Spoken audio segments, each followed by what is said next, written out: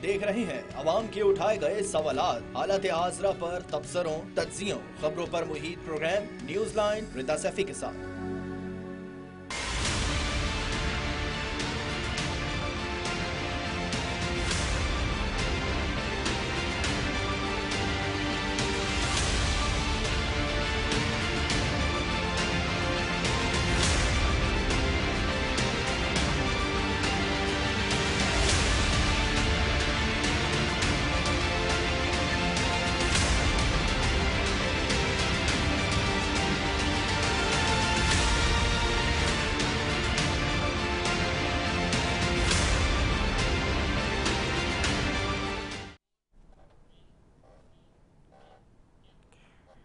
अस्सलाम वालेकुम, मैं हूँ रिदा सैफी। एक बार फिर पाकिस्तानी सियासत में हलचल और एक बार फिर एहतजाज और एक बार फिर तहरीक इंसाफ हुकूमत के निशाने पर।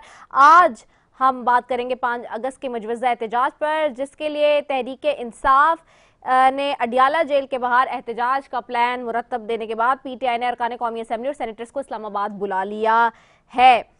गुज़िश्ता दिनों हमने देखा इस्लामाबाद, लाहौर, पेशावर समेत कई शहरों में PTI के दर्जनों कारकुनों को गिरफ्तार किया गया। एहतजाज से कबल हुकूमत का आनी हाथ हरकत में आ चुका है। क्या ये आईनी हक को कुचलने की एक और कोशिश है? सवाल यह है, क्या अवामी आवाज़ को दबाने के लिए रियासती मशीनरी का बेदरीक इस्तेमाल हो रहा है? दूसरी जानिब आज कौमी असम्बली का इजलास जारी रहा, जहाँ मखसूस नशिस्तों पर मुंतखब होने वाले MNA इरम हामिद ने हल्फ लिया। वहीं ऐवान के अंदर एक बार फिर PTI की जानिब से एहतजाज किया गया। आमिर डोगर का कहना था कि PTI अरकान असम्बली का सियासी कत्ल किया गया है।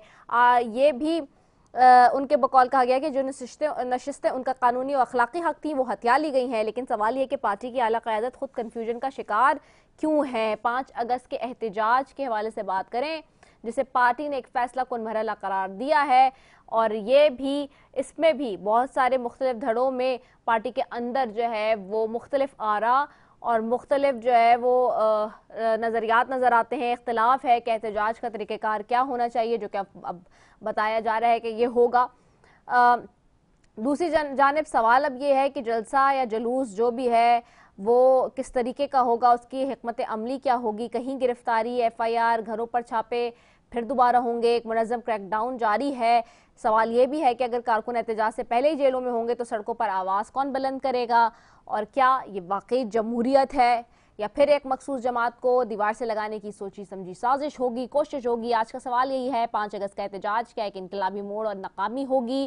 क्या PTI अपनी सफ़ों में इत्तेहाद पैदा कर पाएगी? और क्या हुकूमत अपने मुखालफीन से जमहूरी अंदाज में निमटने की रविश अपनाएगी या जबरो ताकत ही उसका वाहिद जवाब रहेगा? इन सब सवालात के जवाब आज जानने की कोशिश करेंगे। प्रोग्राम में सबसे पहले जी मौजूद हैं कादिर मंदुखेल हैं MNA पाकिस्तान पीपल्स पार्टी से, अली गौहर बलोच है मुस्लिम लीग नून से, और उसामा हमजा है MNA PTI से।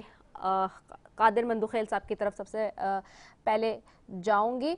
और कादिर मंदुखेल साहब, PTI और PMLN वर्सेस की जो ये एक हमें नज़र आती है चपकलिश और खींचातानी, इसमें पीपल्स पार्टी सबको कैसे देखती है? जी रिदा, बहुत शुक्रिया। पीपल्स पार्टी हमेशा जमहूरियत पे यकीन रखती है और एहतजाज, जलसे, जुलूस, ये आइन का आर्टिकल 15, 16 और 17 ये हर जमात को इजाज़त देती है। लेकिन ये इजाज़त भी मशरूत है कि कानून के दायरे में। क्या PTI का माजी इस बात की गवाही नहीं देता है कि उन्होंने पेट्रोल बम इमरान खान साहब के घर से लाहौर में नहीं उन्हें पुलिस के खिलाफ चलाया? क्या कलादम तंजीमें उनके घर से लोग नहीं बरामद हुए? क्या पेशावर से जो जुलूस लेके निकले थे इस्लामाबाद कब्जा करने के लिए, क्या रास्ते में जो क्लाशिंकोव और असला और ये सारी चीजें खुद मुख्तलिफ एरिए पे उन्होंने फुटेज वीडियो बना के खुद नहीं शेयर की है? तो मैं ये समझ रहा हूँ कि ऐसी सूरत हाल में तो मैं हरगिज नहीं समझता हूँ कि हुकूमत को इजाजत देनी चाहिए, क्योंकि जब एक पार्टी का माजी दागदार है, एक पार्टी जो ना वो पुरतशद्दुद और हर चीज से भरी हो, और जो तहरीक का नाम लगा रहा है, नया तहरीक जो उन्होंने बनाया है, या नया तो नहीं ये पुराना है, TTP। अब TTP जो बनाया उन्होंने, तो क्या इनके अंदर एक भी इस काबिल नहीं है कि इस तहरीक का क़यादत करे? कि उन्होंने जाके एक सिंगल आदमी जो कभी जिंदगी में काउंसलर भी नहीं बना, हमारे नवाज खोकर साहब जो पीपल्स पार्टी से गए, उनको जाके उनको प्रेस कॉन्फ्रेंस और अलामिया पढ़ के सुनाना पड़ा? क्या उस अलामिया में उन्होंने ये कहा कि मिसाकी जमहूरियत होने चाहिए, साइन होने चाहिए, बिल्कुल बात उनकी दुरुस्त है। मगर अगले दिन इमरान खान साहब के तर्जुमान नियाजुल्लाह नियाजी साहब मेरे साथ, उसने कहा नहीं, हम सियासी लोगों से बात नहीं करेंगे। तो ये जो मिसाक की जमहूरियत है, ये मोदी के साथ साइन करेंगे या ट्रंप के साथ साइन करेंगे या किसके साथ साइन करेंगे, ये उन्हें नहीं पता है। सवाल ये कि एहतजाज, आपका सवाल तो बिल्कुल हक है, लेकिन एहतजाज भी उस दिन जहाँ इमरान खान साहब और ट्रंप के साथ, मोदी के साथ मिल गए, और जब इमरान खान साहब पाकिस्तान आए तो हार फूल पहनाया इनकी उजरा मुशीरों ने, जैसे वो हज से आया, और एग्जैक्ट 10 दिन बाद आर्टिकल 35, आर्टिकल 370 रिवोक करके हिंदुस्तान ने मकबूजा कश्मीर को पूरा का पूरा कब्जा कर लिया है। और फिर आधे घंटे के एहतजाज इमरान खान साहब ने पार्लियामेंट के सामने उन्हें किए। उसके बाद जो है ना, वो उन्होंने बड़ा एक कमाल कर दिए कि वो कश्मीर हाईवे का नाम श्रीनगर हाईवे रख के, और लो जी हो गए एहतजाज। तो क्या ये आज का दिन, ये कल का दिन जो एक कश्मीरी भाइयों के लिए, पाकिस्तानियों के लिए एक अफसरदा दिन है और हिंदुस्तान के लिए एक खुशी का दिन है, क्या एहतजाज इस दिन ही करना था? अगर ये कहते हैं कि इमरान खान साहब के 2 साल पूरे होंगे 5 अगस्त को, तो मेरे भाई 5 अगस्त को नहीं, अगर 5 को गिरफ्तार होता है तो 6 को उनके 2 साल पूरे होंगे, या नहीं भी पूरी होती है तो 4 रख लेते, 6 रख लेते, 7। लेकिन दूसरा एहतजाज उन्होंने रखा है यूम आजादी पाकिस्तान 14 अगस्त पे।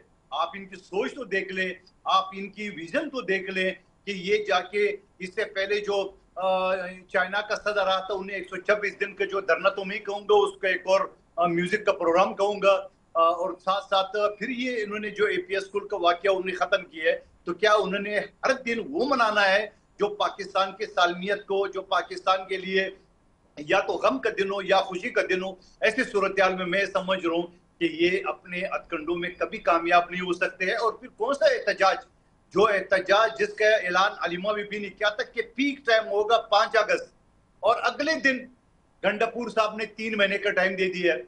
और उसके बाद चलो 3 महीने को भी छोड़िए कि वो किसका आदमी है, उसने 3 महीने का टाइम अपने लिए मांगा। मगर सवाल ये है कि 5 अगस्त कल है, क्या उनकी तैयारी आपको पूरे पाकिस्तान में नजर आ रही है? चलो सिंध को छोड़िए, पंजाब बलूचिस्तान को छोड़ दिए, क्या इनके अपने सूबे में कोई तैयारी? इनका कुछ नहीं है, खामखा टॉक शो की जिन्नत बनी है और कुछ। ओके, और आप इस चीज़ को कैसे देखते हैं जो अब जस्ट अभी आया है कि जी ज़रा ये बताते हैं जी, खबर अभी आ रही है कि अडियाला जेल के बाहर एहतजाज का प्लान मरतब दिया गया है और तमाम कौमी असम्बली के अरकान और सेनेटर्स को बुला लिया गया है। जी कादिर साहब। जी, मैं ये कहूँगा कि ये बड़ा ज़बरदस्त एहतजाज है कि टोटल इसके जो 92 MNA है, बल्कि उससे भी तो घट के कई चले गए उनसे। और मेरे साथ एक शो में बैठे हुए थे शौकत यूसुफजी, जो उनका तर्जमान था, बल्कि वजीर इत्तला था। उन्होंने कहा मुझसे डिप्टी कमिश्नर ने एफिडेविट मांगा तो आपको रिजल्ट दूंगा। ऐसी पीटीआई के 30 से 40 लोगों ने एफिडेविट दे चुके हैं। ये मेरे साथ लाइव शो में इसने बात की है। तो उसमें से कितने बचे जो कल जाएंगे? चलो वो 92 के 92 भी चले जाए, तो क्या वो पीक टाइम यही होगा जो वो जेल के बाहर 92 लोग एहतजाज करेंगे? यही इसका पीक टाइम है? तो फिर अल्लाह ही हाफिज़ है, मैं कहूँगा। ठीक हो गया, अल्लाह ही हाफिज़ है। मैं जाऊंगी उसामा हमजा साहब की तरफ। उसामा साहब, आपको आवाज़ आ रही है मेरी? जी जी, आवाज़ आ रही है। उसामा साहब, लाए अमल बना लिया गया है 5 अगस्त का, यानी कि कल का अडियाला जेल के बाहर सुन रहे हैं कि एहतजाज का प्लान हो गया है और तमाम कौमी असम्बली के अरकान सेंटर्स को बुला लिया गया है इस्लामाबाद।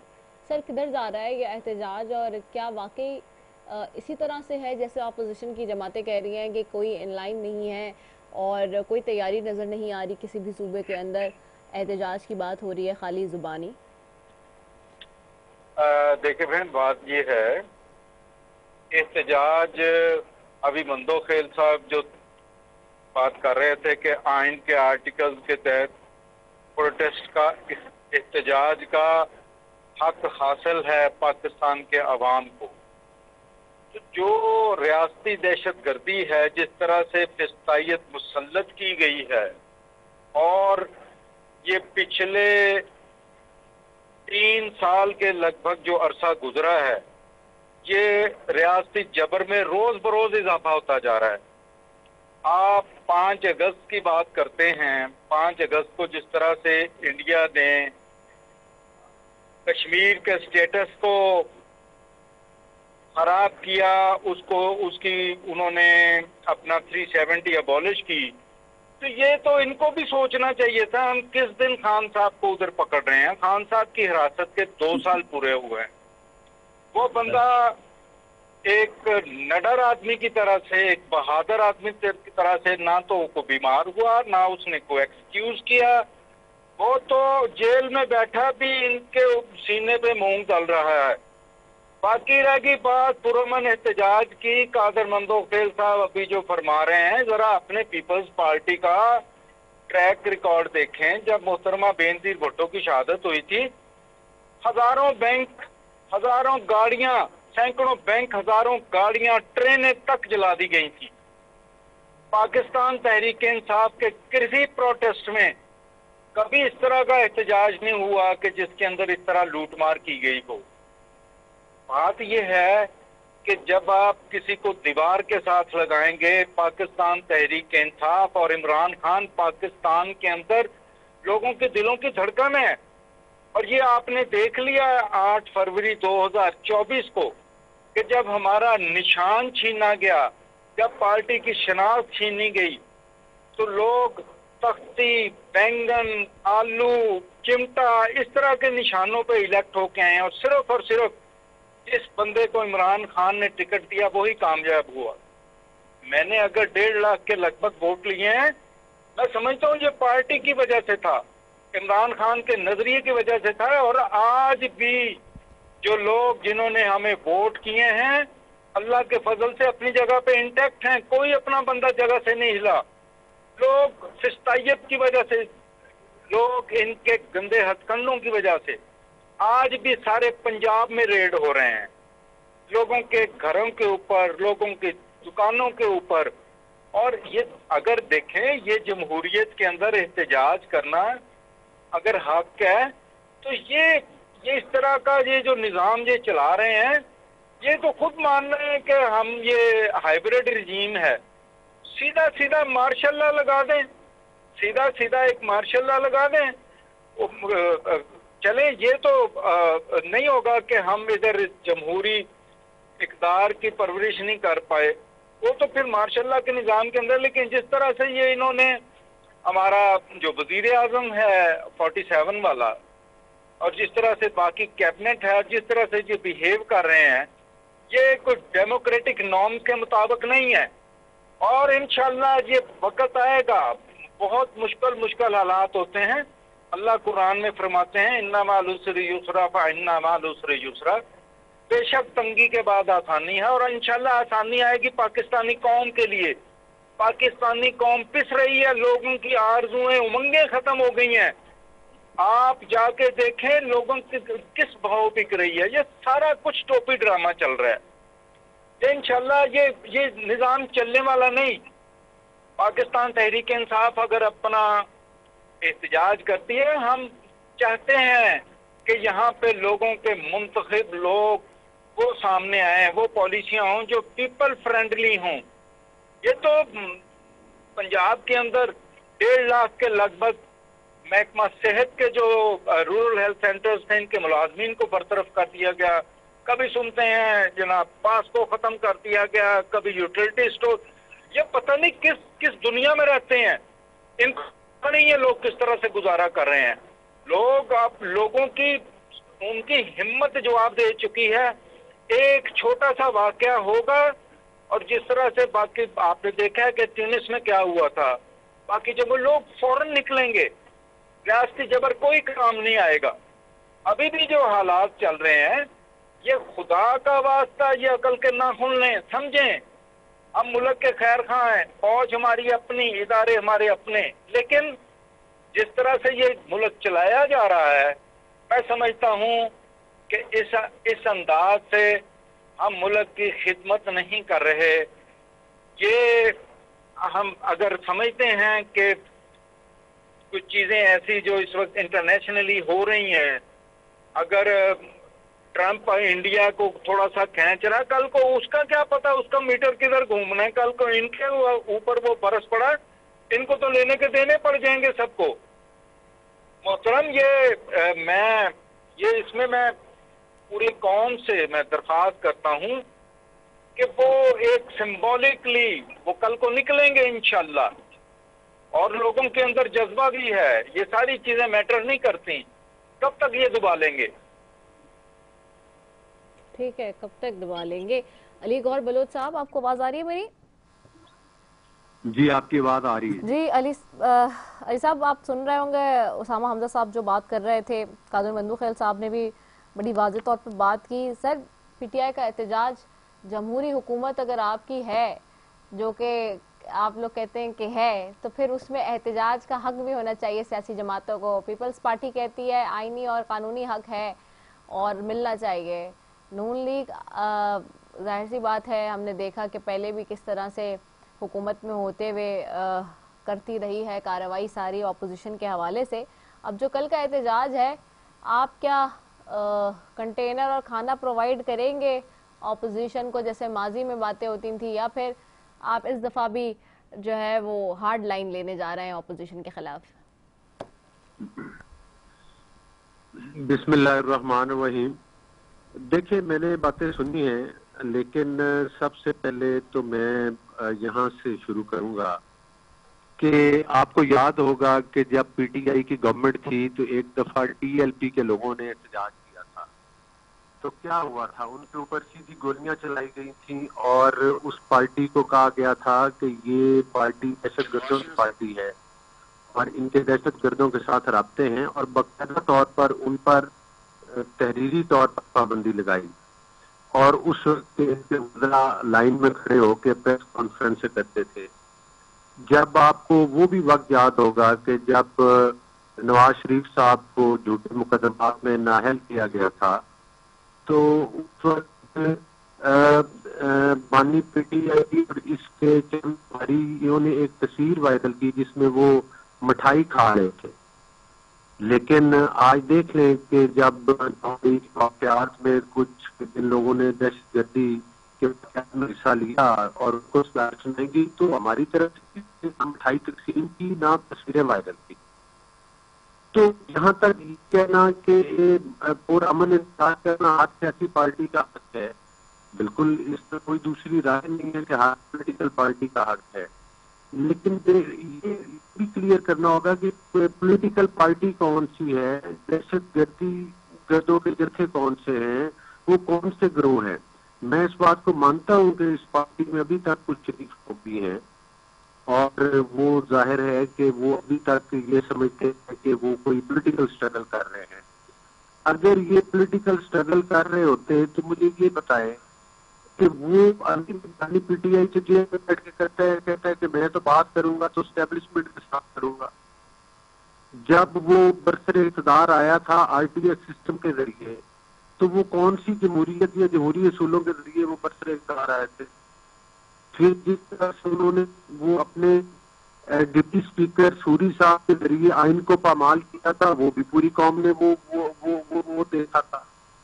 फिर जिस तरह से इन्होंने अपने दौरे हुकूमत के अंदर अपने तमाम सियासी मुखालफिन को जेलों में बंद करते थे और पगले बजाते थे और फिर खुशी से इजहार करते थे कि आज फलां को सजा होगी, वो मगर इनको वो कौन सी जमहूरियत की सिदत थी। फिर जिस वक्त जाती दफा इन्होंने कहा कि हम माइंड बिछा के जा रहे हैं और पाकिस्तान को डिफॉल्ट पाकिस्तान देखना इनका ख्वाब था और पाकिस्तान के माशी निजाम को ये सोफ्टाज कर गए थे बानी पीटीआई और झूठे साइफर लहरा कर गए थे।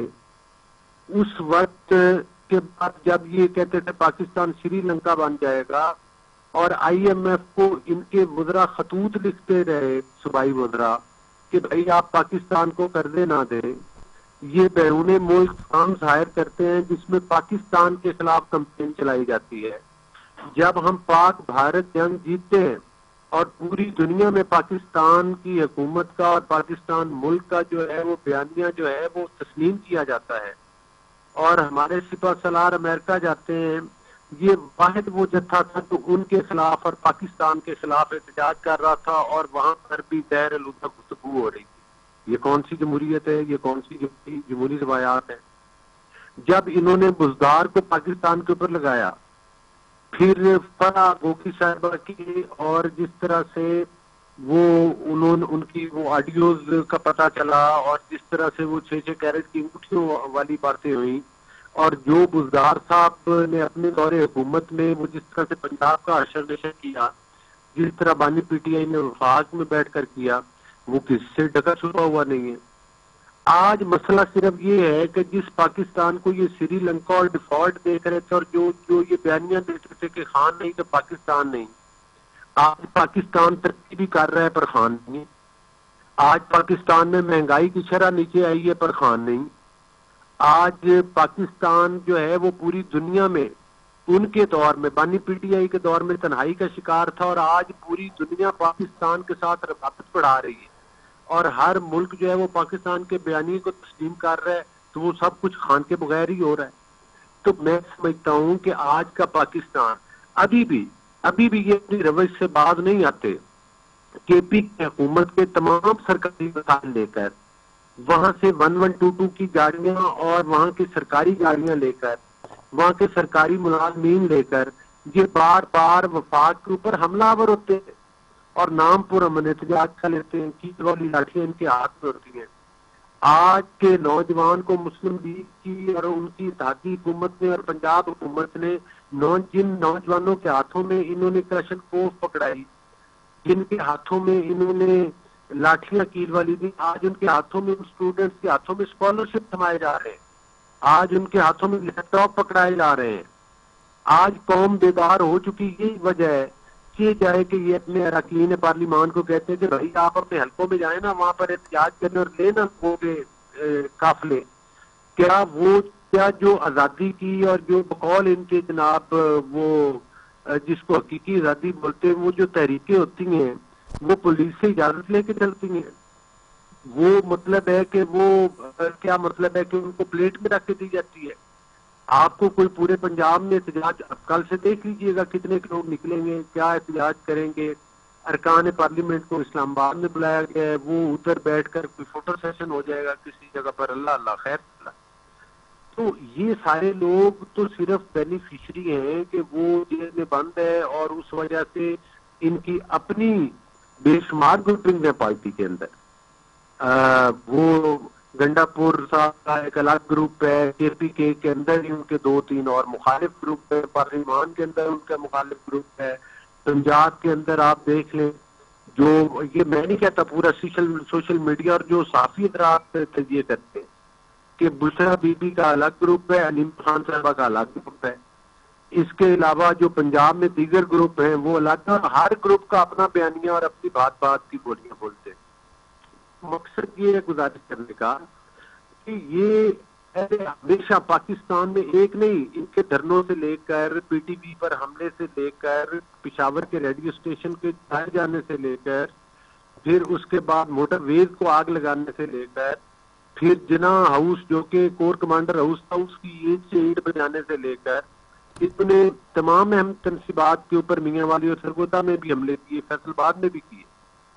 तो मैं समझता हूं कि जब तक ये अपना ही रविश, ये कहते तो पुरअमन एहतजाज है लेकिन हमेशा पुरतशद्दद एहतजाज करते हैं। इनके दौरे हुकूमत में सहाफियों को गोलियां मारी गई, इनके दौरे हुकूमत में सहाफियों को भी उठाया गया, इनके दौरे हुकूमत में मुखालफिन को।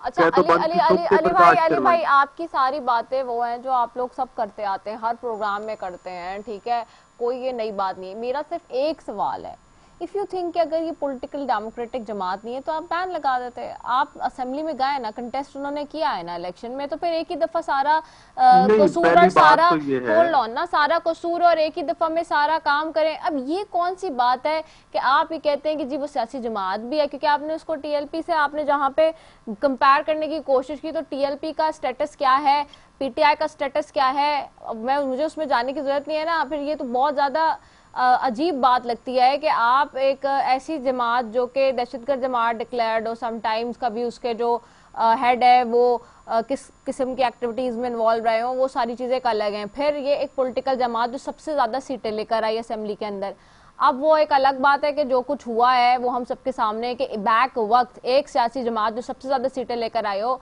उसका ऑपोजिशन लीडर पंजाब में भी जो है वो उसको उड़ा दिया जाए, उसको सेनेट में भी उड़ा दिया जाए, उसको नेशनल असेंबली में भी उड़ा दिया जाए। तो ये तो जो बातें आप लोग करते थे, जो शिकायतें आप लोग करते थे और उस वक्त हम बिल्कुल आपकी शिकायतों को एड्रेस करते थे इसी तरह से बैठ के, वही बातें आज पीटीआई कर रही है जब आप ऑपोजिशन में थे। अब सवाल अगेन फिर वो ये, तो या तो आप उड़ा दें पूरी जमात इकट्ठी, आप कहें कि ये ऑपोजिशन होनी नहीं है इस मुल्क में, और अगर ऑपोजिशन होनी है तो आपने उनको फिर जमहूरी तौर पे उनका राइट ऑफ प्रोटेस्ट तो देना पड़ेगा ना, या वो भी नहीं देंगे? देखिए, राइट ऑफ प्रोटेस्ट उन पॉलिटिकल पार्टीज को दिया जाता है जो पुरअमन एहतजाज करे। पहली बात तो ये है कि पीटीआई पॉलिटिकल पार्टी नहीं है, फिर हम ये आज मान लें, यानी कि इलेक्शन कमीशन ने इनको पॉलिटिकल पार्टी तस्लीम नहीं किया, ओके। क्योंकि इन्होंने ये उस क्राइटेरिया पर ही पूरे नहीं उतरे जो कि पॉलिटिकल पार्टीज के होते हैं।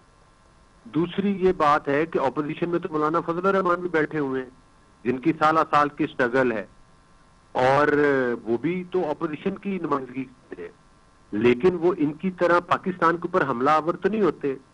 पीपल्स पार्टी, पीएमएलएन, दीगर पॉलिटिकल पार्टी, कौन सी ऐसी पार्टी है जिन्होंने जमहूरियत के लिए स्ट्रगल नहीं की, कैरोबंद की सोबतें बर्दाश्त नहीं की, लेकिन इदारों के ऊपर जो है वो हमलावर नहीं हुए। सर अब कील वाली पॉइंट है ना लेकर, अली भाई, पॉइंट है कि जो धमाके ग्रैंड वाली चीजें ऑपोजिशन लेकर, अलायंस का आग जो लगाने वाली स्टेटमेंट है, जो ग्रैंड ऑपोजिशन अलायंस का मुश्तरका अलामिया जारी हुआ, जो प्रेसर हुई, वो भी आपने देखी, उसमें भी उनके मुतालबात हुई हैं। उसमें कोई सिर्फ पीटीआई तो नहीं थी ना, उसमें आवाम पाकिस्तान भी थी, उसमें माजी के आपके वो सारे दोस्त हैं जो आपकी जमातों में बैठे थे पीपल्स पार्टी नून लीग में, आज को उसमें अचकजई साहब भी हैं, उसमें सिर्फ पीटीआई तो नहीं है ना। जो पार्टीज पुरअमन एहतजाज, पहली बात तो ये कि मौलाना साहब इनके एहतजाज में शामिल है, और जो पॉलिटिकल पार्टीज हैं जिनकी असेंबली में नुमाइंदगी है वो आप तमाम जानते हैं। बाकी मैंने बड़ी क्लियर बात आपको बताई है कि अब पाकिस्तान की हुकूमत और पाकिस्तान की रियासत पाकिस्तान के मुखालिफ और पाकिस्तान की अवाम का जिस तरह से ये जीना अजीरन करना चाहते हैं, लॉकडाउन के जरिए, तोड़ फोड़ के जरिए, 9 मई के वाकयात पर आना चाहते हैं, उस चीज की हरगिज इजाजत नहीं दी जाएगी। ओके, चले ये लाउड एंड क्लियर हो गया। ओके, ठीक हो गया। मुझे let me go back to Qadir Mandokhel sahab. Qadir Mandokhel साहब, यहाँ पे एक बड़ी अच्छा पॉइंट आउट किया अली गौहर बलोच साहब ने हिमसेल्फ के, जी हमारे आप देखें महंगाई कम हो गई, फलां कम हो गया, ये हो गया, वो गया, वो सारे लाइन से वो बता रहे थे इशारे। मेरे पास स्टेट बैंक की इस वक्त ये रिपोर्ट खुली हुई है जो कह रही है जी महंगाई 7 माह की बुलंद तरीन सतह पर पहुंच गई है। सिर्फ मीडिया को अरबों रुपए दे देना, मनपसंदाना चैनल्स को हुकूमत में आके, और ये सिर्फ आज हम ये बात नहीं कर रहे हैं, जब पीटीआई थी हम तब भी ये बात करते थे, पीटीआई के लोग भी मेरे शो से उठ के गए हैं और मैंने जब ये बातें की हैं, मुझे आज भी याद है। तो ये इस तरह से कर देना और सारी चीजें करना, और फिर उसके बाद उसको एक वो कहते हैं ना कि शुगर कोटिंग कर देना। हमने देखा चीनी का जो बहरान आया है, चीनी का जो स्कैंडल आया है, वो हमारे सामने, इन सब चीजों का कौन जवाब दे है? हुकूमत तो कहती है नहीं जी सब अच्छे की रिपोर्ट है।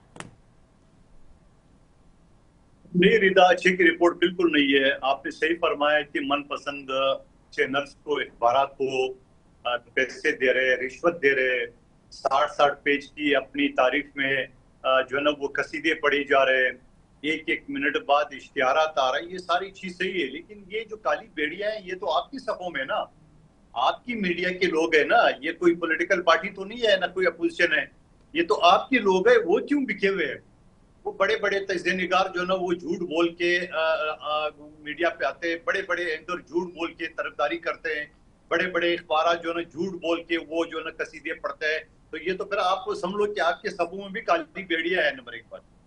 दूसरी बात ये कि महंगाई की आपने बात की, बिल्कुल कम नहीं हुई है। मुस्लिम लीग नून की हुकूमत ये कहती है कि महंगाई का शरह कम हुआ है, यानी अगर आपने 200 की स्पीड से सकर जाना हो तो स्पीड उन्हें कम करके 10, 20, 50 कर दी है। लेकिन महंगाई उसी तरह आप देख रहे, चीनी अभी भी चीनी आप देख रहे कहीं 170 कहीं 200 रुपए में किलो चीनी मिल रही है।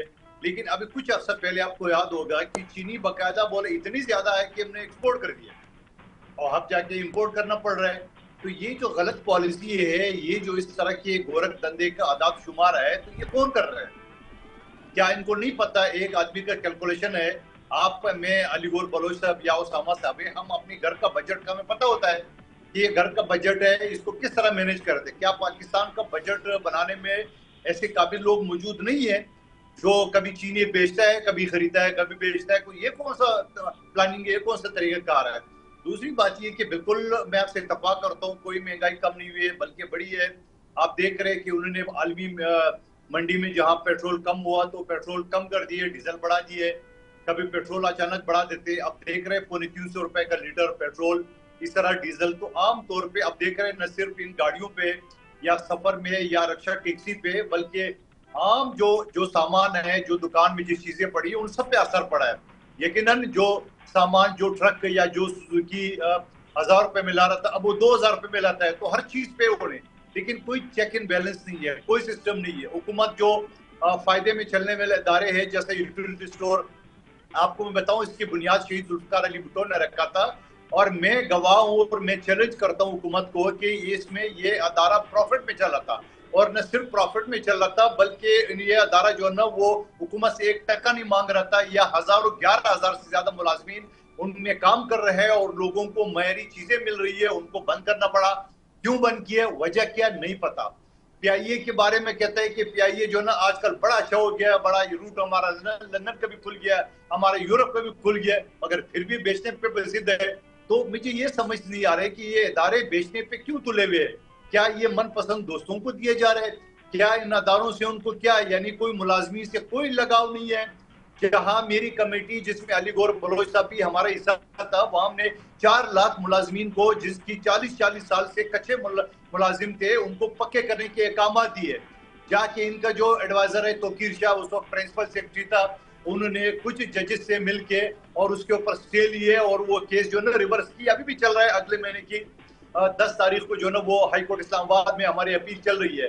सवाल ये है कि आप चाहते क्या हो, आप करते क्या हो? आप आखिर पाकिस्तान में सिवाय अपने बिजनेसमैनों को, अपने दोस्तों को नवाजने का कोई आवाम से, कोई मुलाजमी से, कोई हारी से, कोई गरीबों से, कोई मजदूरों से भी कोई प्यार है कि नहीं है? ये जवाब किसी के पास नहीं है। और गोरखधंधा है, आदाद शुमार स्टॉक एक्सचेंज 1,42,000 पहुंच गए, बिल्कुल पहुंचा है, मैं इसको मानता हूँ। स्टॉक एक्सचेंज आगे पहुंच गया। स्टॉक एक्सचेंज पीटीआई ने 22,000 में छोड़ा था, आज 1,42,000 में समझता हूँ ये। लेकिन मुझे ये समझ में आ रहा है कि 1,42,000 का मैं अचार डालूं, क्या करूं कि चीनी 200 रुपए से ऊपर चला गया, घी उसी तरह है। इसी तरह दूसरी चीज ये है, तो मैं मेरी समझ से बात आता है कि 1,42,000 स्टॉक एक्सचेंज का हमें गरीब आदमी को क्या फायदा? इसका जवाब किसी के पास नहीं।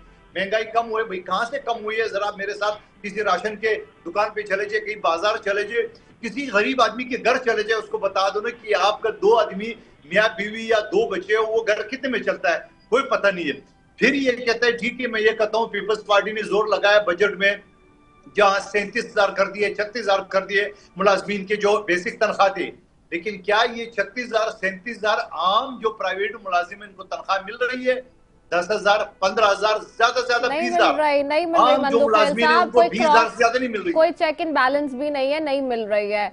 और अगेन वही जहां आपने बात की, आई रियली इंडोर्स इट। और सेकंड इट की जी, मीडिया में भी जो आप बात करें, जिस तरह से हम रो रहे हैं इस बात पे कि जी पाकिस्तान में एलीट है जो कि काबिज है और वो एक माफिया है, इसी तरह मीडिया में भी है। अगर आप ये बात कर रहे हैं तो जाहिर सी बात है वो कुछ ही लोग हैं और वो आप लोग के ही नवाजे हुए हैं भाई, वो आप लोग की हुकूमत में आते हैं और वो चंद लोग हैं या चंद मीडिया हाउसेज हैं या चंद जो है वो फेसेस हैं जिनको आप ही घुमा घुमा के जो है वो नवाज रहे होते हैं। तो ये तो आप लोगों ने ही देखना है, क्योंकि ये तो हुकूमतों का ही काम है ना कि क्या करना है क्या नहीं करना। मूविंग फॉरवर्ड, उसामा हमजा साहब की तरफ वापस जाऊंगी। उसामा हमजा साहब, अब एक तरफ तो आपका प्रोटेस्ट है और कल आप करने जा रहे हैं, अगर हुकूमत क्रैकडाउन करती है फिर क्या होगा? अल्लाह मालिक है, जो होगा वो पहले जो करते रहे हैं उसी का ही एक तसलसल है। ये तो नई बात नहीं है।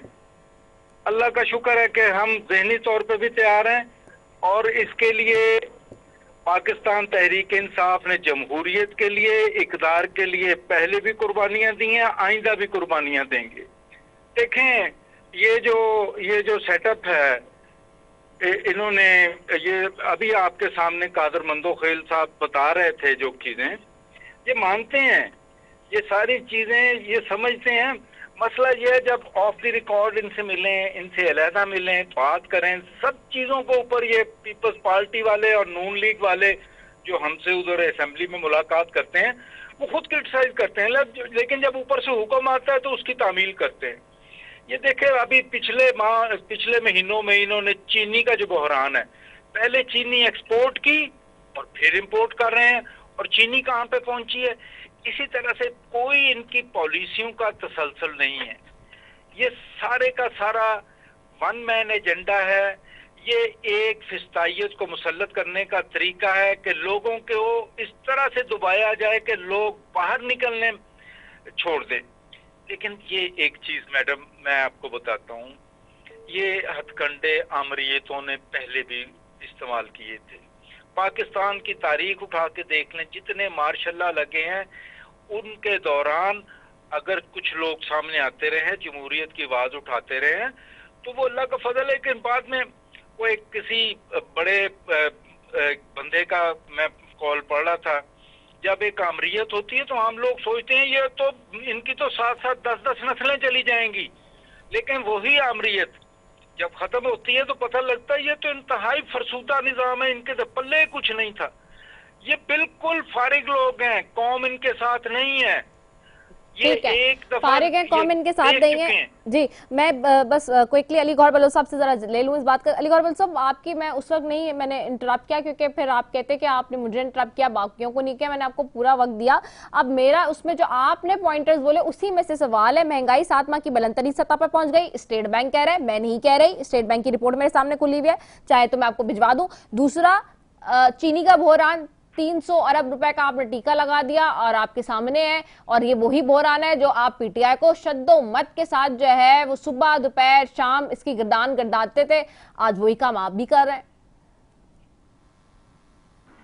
देखिए, बात ये है कि जहां तक चीनी की बात है तो चीनी तो इनके दौरे हुकूमत में भी बड़े बड़े स्कैंडल आए चीनी के, तो आप भी करेंगे, यानी कि अगर उन्होंने गलत किया है तो आपको भी वन रॉन्ग। अब चीनी को जो है वो अब उस पर मीटिंग हो गई है और उसको अब ओपन मार्केट में ओपन किया जा रहा है, और खास तौर पर जो लोग स्टॉक मुल्क के अंदर रख कर जखीरा अंदोजी कर रहे हैं उनके ऊपर भी क्रैकडाउन शुरू किए जा रहे हैं। सर आज की रिपोर्ट दे रही हूँ 220 रुपए चीनी मिल रही है, 220 रुपए, 230 रुपए। टाइम याद है कि जब 40 रुपए, जब नवाज शरीफ साहब की गवर्नमेंट थी तो 40 रुपए किलो थी, उसको सर उस वक्त छोड़ दें जो थी, अभी भी आपकी हुकूमत है, अभी किसकी हुकूमत है? शहबाज शरीफ साहब की हुकूमत है ना, आपकी हुकूमत है। वो चीजें नविश्ता दीवार है। और दूसरी बात ये है कि महंगाई की तरह अपनी बात कर लें प्लीज। आप जरूर कह रही हैं कि जो उस वक्त का वक्त आपको याद होगा कि जब ये पीटीआई की गवर्नमेंट गई है महंगाई की शरह किधर थी, फिर जब हमने गवर्नमेंट ली फिर भी महंगाई की शरह ज्यादा थी। लेकिन आज अगर आप पिछले साल से कंपैरिजन करें तो जमीन आसमान का फर्क है। आज ये तो कहते थे बाहर के मुल्क से कोई, सर आपका स्टेट बैंक है आपके कंट्रोल में, वो बता रहा है इस वक्त जो मैं बात कर रही हूँ, अपने घर से तो कोई बात नहीं कर रहा। वो IMF जिसको ये सोपताज कर गए थे, जब उसको कंटिन्यू करेंगे तो उसके कुछ न कुछ असरात होंगे।